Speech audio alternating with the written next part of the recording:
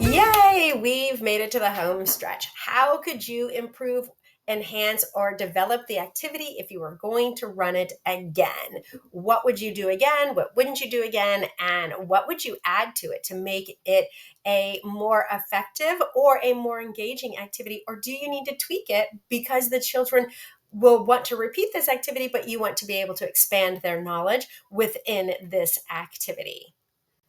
So the why we want to do this is to support creativity for future activities, is to be able to show that this same activity can be run, but in a slightly different way to help them stretch and to grow. Is there a secondary domain that was realized during the activity? So was there something that happened that was surprising? And then you're like, oh, this is something that I need to be more supportive with. And I was running an activity with doing a collage activity, and the children really did a great job they were very effective at putting glue on the back of their paper and then sticking that down. I had also offered them scissors in case they wanted different pictures, and I noticed that their cutting skills were not strong enough to be able to cut newspaper. They did really well with thicker paper, but cutting newspaper is a little bit different.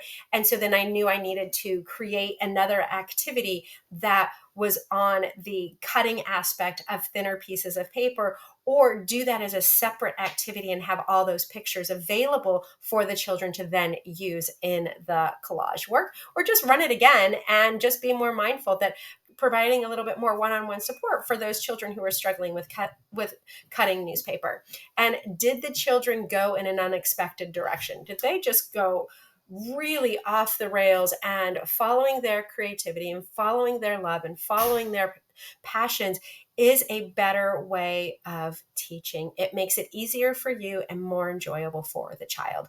So keeping an eye out on where the children took this activity, and did they become very independent within the activity? And it might be that, yeah, I'm going to set this up, but I don't need to be involved in this. This they can do independently. Or I'm going to create a box, and they know that inside this box is this activity and they can do it for themselves.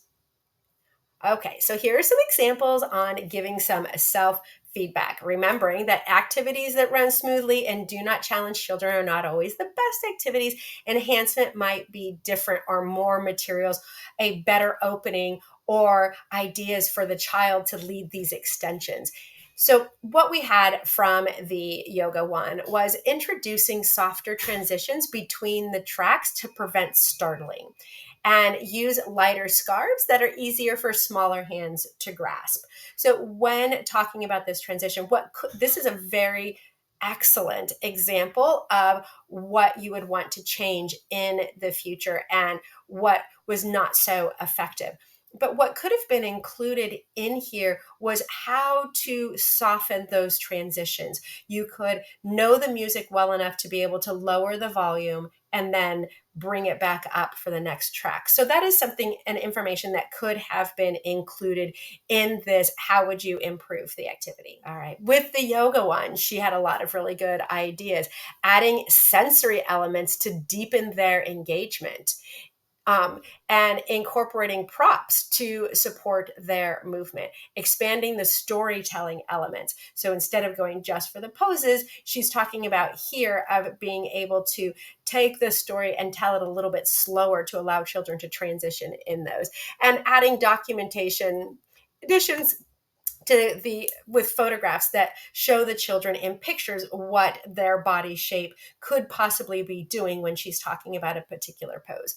And then the last one, which really isn't so good, is maybe I will change the words. If Ari is sad and he knows it, he has a cry. Again, this is not really best practice for language. And this is a maybe I will change this. It doesn't sound so confident in a way to be able to expand this activity. And there wasn't any indication on this reflection that this activity was just unsuccessful and they would never do it again. And that is really okay to also include in this is I will not run this activity again with this group of children. Or if I do run this activity again, I can run it the same way, but I need to run it at a different time. So keeping that all in mind of what you would do differently next time. It is also very supportive for other people who are looking at this and being on the lookout. Or if they want to expand it and they're just not really sure on what to do, having this available to them can be supportive of that. Wrapping up. So here we are. We're at the end. We've done it. We've written our activity plans, and then we've reflected on how well those activities went. And you have a lot of information on how to make this successful. And so at the end of this, I really want to take the time to tell everyone, and I know this, I know I say this a lot in my face-to-face sessions, and I know I say it a lot when I do these videos, is that this isn't easy stuff. If it was easy, this course wouldn't exist. If you were expected to know this, this course wouldn't exist and it wouldn't even be necessary. We wouldn't even have to do this. But we all understand that this is not an easy task. Running intentional teaching moments that are effective and child-centered is difficult. It takes some thought process. It takes some creativity. And don't be afraid to use the internet, and don't be afraid to use Pinterest, and don't be afraid to use other people's activities and tweak them for your group.